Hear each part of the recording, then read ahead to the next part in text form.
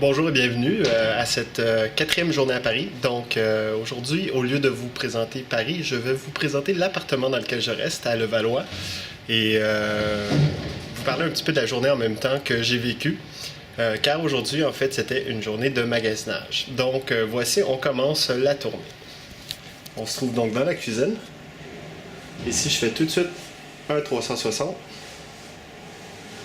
On voit que la vue est quand même très belle. La cuisine est petite, ce qui est assez normal à Paris.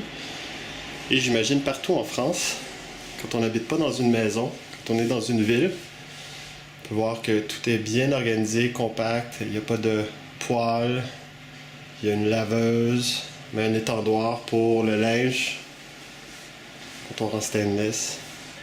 Cuisine très fonctionnelle. Voilà la porte d'entrée avec les vieux verrous. Hop. On peut aller faire un tour dehors. On voit le tapis d'entrée tout de suite qui est très accueillant. Merci Pauline. Une belle grande vue. On est au 3e étage. Donc c'est tout juste si je vous donne pas l'adresse. On ferme la porte. On continue dans le couloir. Une des premières choses qu'on remarque quand on arrive en France, c'est le positionnement des interrupteurs. Ils sont vraiment très très bas. Donc, deuxième chose, poêle de toilette. Où est l'évier? Où est la douche? Ne vous inquiétez pas, ça s'en vient. On arrive dans le salon. Belle grande pièce. Quand même. Ça paraît tout petit, mais c'est hyper fonctionnel. Je continue. Je vais faire un petit tour rapidement dans sa chambre. Voilà, donc c'est le bordel. Elle m'en voudra sûrement de lui avoir montré son désordre. Et enfin, et oui, le bain, la douche et l'évier qui se trouvent séparés du bol de toilette. J'imagine pour éviter les odeurs.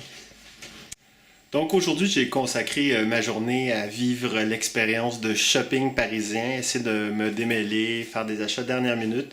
Mais en même temps, comme j'avais rendez-vous au métro Franklin D. Roosevelt, je déjeunais avec, lunchais avec une amie, je me suis retrouvé vraiment dans le quartier de la mode, les Champs-Élysées, et avant que j'oublie le nom, l'avenue Montaigne, où toutes les grandes boutiques sont là, Ferragamo, Gucci, Prada, Chanel et j'en passe.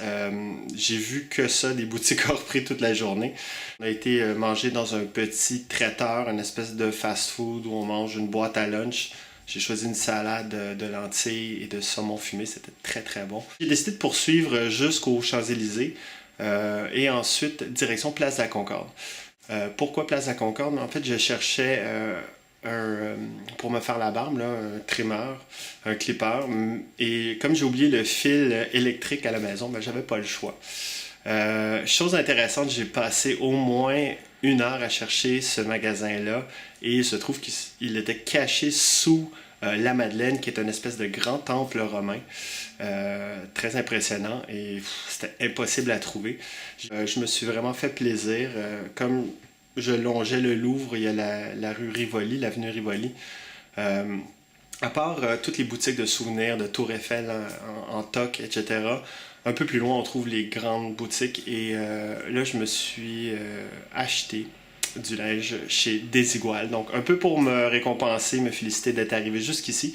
Et surtout pour compléter ma garde-robe, pour passer un petit peu plus pour un Européen, puisque j'ai remarqué que les gens ici s'habillent vraiment pas comme en Amérique du Nord. Je vous souhaite une très belle soirée, journée, et on se voit demain. Au revoir. Oh, Champs-Élysées, oh, Champs-Élysées, sous la pluie, sous la neige, sous la nage, je sais pas quoi, il y a tout ce qu'on veut, Champs-Élysées, oh, Champs-Élysées, tout le monde, allez, oh, Champs-Élysées.